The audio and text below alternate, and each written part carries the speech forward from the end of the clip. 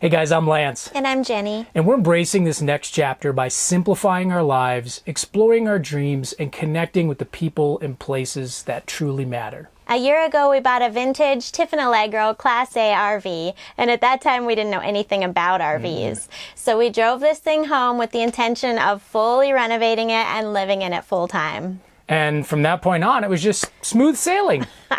No.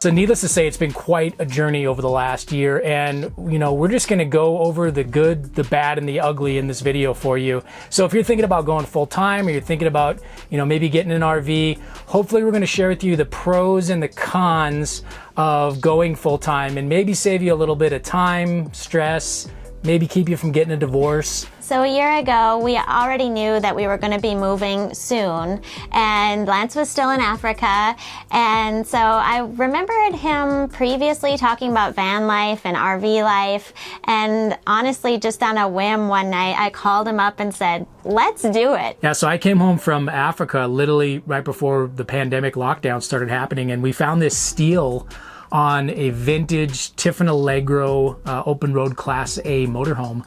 And honestly, it had, low mileage. Everything was really great on it. This thing was a great price. And the previous owners had already done some really good upgrades. We like to say it had really good bones because they'd put in some solid wood features. They'd added their own things and customized it, and it looked really nice. We knew we were going to kind of like gut it. We're not going to gut it all the way, but to know that it already had some, some good bones or some good features was ideal for us. So then we spent the next probably during the spring and summer renovating this thing completely 100%. It was a lot of me and my daughter sweating in a 110 degree RV putting it together. Yeah. And if you haven't seen those other videos, we've got a bunch of our, wherever they are, up there, renovation videos on some of the renovation process we did. We didn't film everything because, I'll be honest, it was frustrating. I didn't know what I was doing trying to figure it out. But we do have some of our renovation videos. If you're interested in that, you can check it out. But now we've been living in this thing for 6 months full time. So we're just going to go over some of the pros and the cons that we experienced. We realize that everyone's experiences are different when they do this, but we're just going to go over some of the things that we learned. Yeah, and I would say probably the first thing and the real reason why we did this in the first place was the money. So we knew we were going to save a lot of money by moving from a sticks and bricks into a full-time RV, but we didn't realize how significant it was. And so we've looked at our budget over the last year. We've probably saved between $1,500 and $2,000 per month from living in a sticks and bricks, because you got to think like all your maintenance on a house, your expenses on a house, your electricity, water, gas, internet, cable, whatever you got in a sticks and bricks, it all goes way down when you move into a full-time RV. Now, granted, I will tell you that we've been stationary because my job, for about a year now, my job has said we can't travel past 125 miles. So we haven't been able to go and travel all over the country like a lot of people do. So we've saved a lot of money on gas, maintenance, tires, a lot of that type of stuff. So if we were actually traveling everywhere full time, we probably would have, spent more than that. But by being stationary for the last year, we've pretty much, we put a lot of money into our pocket by living full time in this RV. First, we really had to detach ourselves from the consumerism and materialism mindset. We have a whole video on that and the emotional process that we had to go through when we were going through all of our things and deciding what to put in storage, what to sell, what to give away, and what to just throw away even. That was a whole stage that was kind of difficult, but once we got past that, it was very freeing, and I feel really content, honestly. I don't miss any of that stuff.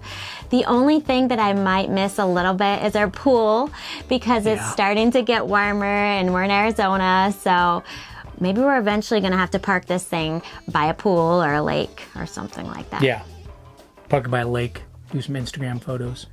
You know what I'm talking about. So we decided to go for convenience because I always have to go to the bathroom on road trips. The same lines of what Jenny was talking about with the consumerism or materialism. I think it's really it's been freeing to us to know that we're not tied down to a geographic area, if that makes sense. Like I know, so we've been tied down because of our jobs and because of the lockdown, but we can pick up and leave whenever we want once lockdowns and pandemic is done. It's not like we have a house and a bunch of attachments and things we have to get rid of. We can literally just, start up the RV and drive off into the sunset or whatever. No, but seriously, it's really, I think that part of it's freeing is we're not tied to this geographic area. Our kids are, spread out. So it's not like, kids and family are here. And again, we're unique because we've traveled and lived in so many different places, over our lives that we're not near family. Our kids are, our daughter's like 6 hours away, but it's, to me, it's freeing to know that whenever we want to, we can pick up, we can just move somewhere else, and we get a whole new different environment, different set of people, different experiences whenever we want to. For some people, that's scary. I think for us, that's exciting to me. That's adventurous to me. And so I really like that part of it, is just not being tied down. Maybe that's my free spirit. I don't know. I'm excited to see friends and family more. Yeah. Like, this has been a long journey, especially during the pandemic. I mean, this has been hard, being away from people, and we like to travel, and not being able to travel, it's like when you have a little kid and you tell them don't do this or don't touch that, that's all they want to do is do that. And I feel like that's what the pandemic has done, is caused us, when they say you can't travel, you can't go anywhere, like, oh, all I want to do is travel and go places now. So that's been tough. And it's also been tough when friends and family have gotten sick or people aren't doing well. All you want to do is just pick up and leave and go somewhere. And so I think having that, knowing that we're not tied down, we can move whenever we want to, that's really freeing for us. That is it. It looks like I need to clean this out for sure, and I'm hoping we can eventually get it back in there the way that it was. Next, we're going to talk about relationships. Like I said before, when I originally had this idea, he was in Africa for quite a long time, and I missed him very much. Oh, yeah, you're thinking about, we could spend all this time together. Right, in close proximity, which sounded great. And it's a good thing that our marriage is doing as well as it is. Yeah. Because, oh my goodness. I get to hear her going to the bathroom. And you too. And we're bumping into each other, and like we're here 24/7 all the time because we're both teleworking too. So it's cramped sometimes. It's very, very cozy, however, which way you want to look at it. But if you're having any kind of marriage problems or struggling or going through a stage, there's drama. Anytime somebody likes to cause a lot of drama in the relationship, you might want to think about that. I'm so glad we have our little space outside to just go sit on the couch outside, just to have 5 minutes. I'll be honest, and I think a lot of our friends and family were like, you guys are going to kill each other. And so far, so good. But I think we've done things like, we got to get out on the weekends, and let's go out to dinner. Let's, a lot more than we probably do when we're in our sticks and bricks. But right, and breaks are good. I mean, we've realized that after 6 months now, like I took a little break and went and visited our daughter for about 6 days. Every other week. No. I think we're surprising ourselves too. We're doing amazing, and this is actually going a lot better than I thought it would. Yeah, that's like I don't know. That's something I didn't expect. I thought we'd maybe be ready to kill each other by now, but right. We made it through it. Okay, next let's talk about, how do I explain, like RV park isms. And for you full-timers watching this, you're gonna know what I mean by saying this. So RV parks are a little weird or different than what you're probably used to living in. Now, don't get me wrong, I think we've had actually a really good experience with our RV park. Everybody here is super nice. We're actually in an RV park where it's like a 50 and up crowd kind of in the back, and then everybody else, all the tramps and youngins, chicken farmers and everybody else, we're all up in the front. We have a different neighbor every week on the right side here. Yeah, so we've actually had a really good experience. Like, we haven't had any bad neighbors. For the most part, it's been really positive. Now, again, because of the pandemic, we've been in one location, and we didn't really go with anything super fancy. Like, we didn't go with some high-end resort because, honestly, a lot of the amenities were closed down and stuff like that. So we were like, okay, if everything's closed anyways, let's just save some money. But there's some weird things about RV parks that, I guess we didn't know. Like, for instance, the RV park we're at, will just shut off the water whenever they feel like it. And sometimes we'll get a notice and sometimes we won't. Yeah, it's just like you go to take a shower and it's like, oh, the water's off. So I know some of you full-timers know what we're talking about. It's like you kind of have to be prepared for that. And if you don't have, if you don't have your tanks filled up, you don't have onboard water, we don't keep our tanks filled all the time with onboard water, it's kind of an inconvenience. It's like, oh, okay, well, I wanted the shower, now I can't. So, I'm going to look crazy on my Zoom call, or I'm going to be a cat, instead of, because I didn't get to shower today. No, but there's those things you have to deal with. And then, but I think for the most part, there is those weird things. We have had some crazy neighbors. I wouldn't even say crazy. Merry Christmas! But we tend, I think for us, we tend to get along with a lot of people, and we don't really, we're easygoing. We don't cause a lot of problems. Now, some of you, if you're like if you're not very easygoing, you have to have things a certain way, it might be a culture shock for you. It might be a little, crazy. It's kind of fun for me to have different neighbors every week, honestly. Yeah, and you meet some really awesome people. Yeah. I think that's the positive part. You meet people from all over the country. We've met, young people, old people, people in doing van life, people just, saving up to buy land and things. And so it's been a really awesome experience. I think if anything, meeting people has been a really good thing. Yeah. But there is those weird things like, okay, they're going to shut your water off. The other thing too is that, we're used to overlanding or camping out where you have complete privacy. Well, an RV park, you are literally 10 feet from your neighbors at all times. Right. So that means that every little noise, every little thing, your neighbors are going to hear you. So you better just get comfortable with that.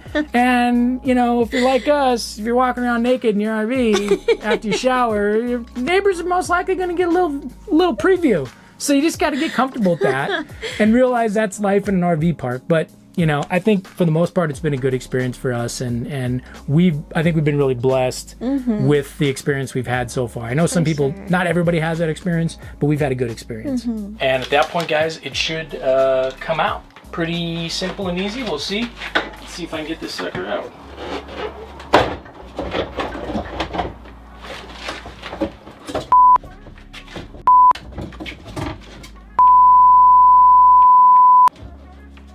I think it's important to mention that recently, van life, full-time RVing, that whole nomadic lifestyle has become a lot more popular. Hey, watch Nomadland, by the way. Yeah, that was a good show. Good. I think it only represents a certain population of the RV van life thing, but I think it's a good, it represents, and it's a good show. It's a good show. Nomadland, watch it.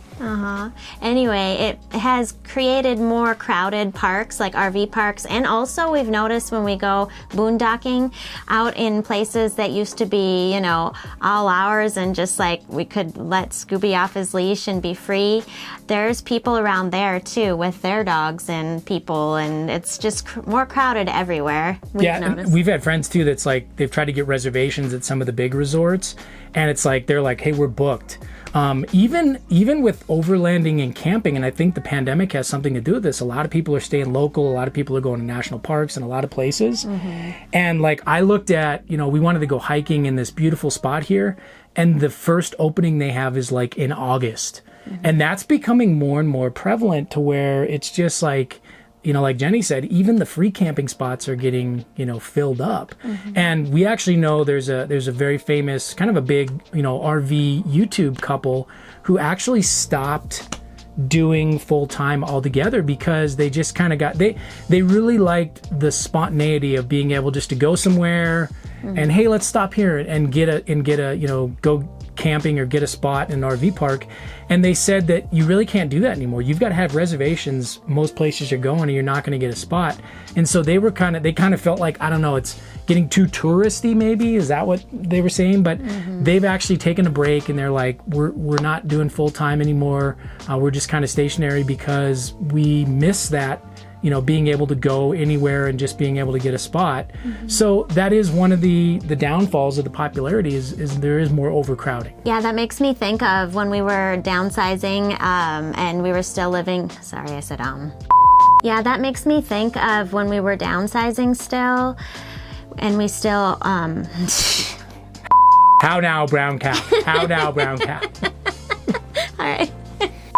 Yeah, that makes me think of when we were still downsizing and we still had our house and our RV, and we were still kind of at the tail end of renovating. Yeah. I remember having to park our RV here at the RV park for a couple of months while we were still paying rent at our house and living in our house, and just to have the spot reserved. So that was a little frustrating, I remember, but it was something we had to do, because if we didn't reserve our spot, then it wasn't guaranteed that we'd get this spot. So I don't know, when you're boondocking or going out, like when we go out overlanding and stuff, you might need to do a little more research on other free camping spots, because you might go to one free camping spot and it's all crowded and there's no spots for you. So that's something to think about too. Yeah, some jerks did a video a few months back on how to do free camping.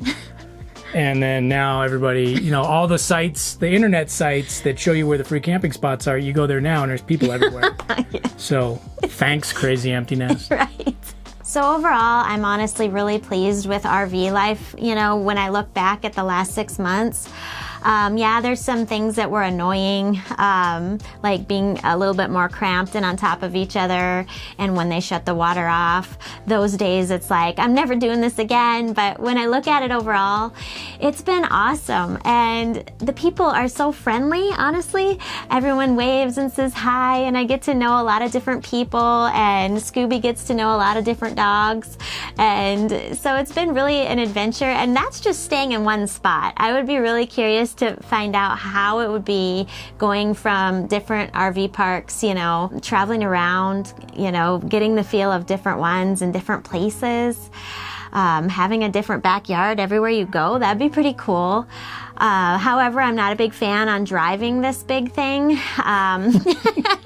I'm glad you have that job, but even then I'm a basket case of a passenger. So that might have actually added to our con list the more I think about it. So maybe I'm kind of thankful we've been stationary. And it's funny too, because we got a road trip planned for this summer and everybody's like, you gonna bring the RV? And we're like, no, we're overlanding.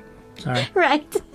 But you know, that's the reality of it too. And again, like we said, you know, that you have to think of the cost too. So you're going to be spending a lot more in gas and things like that when you're driving the thing. But Right. yeah. So after living in here for 6 months full time, my advice to you would be to just keep an adventurous spirit. And if you have a day, if you just need to have a break, that's okay. You know, we've been saving so much living here. It's been it's been fun to have these guilt-free getaway trips on the weekends at hotels and like resorts and stuff. Spa sometimes. day. Yeah. Run the hot water as long as you want. Yeah, Exactly. that type of stuff. So bottom line, just try to keep a positive attitude and embrace this lifestyle if you can. Yep. And remember, guys, stay crazy.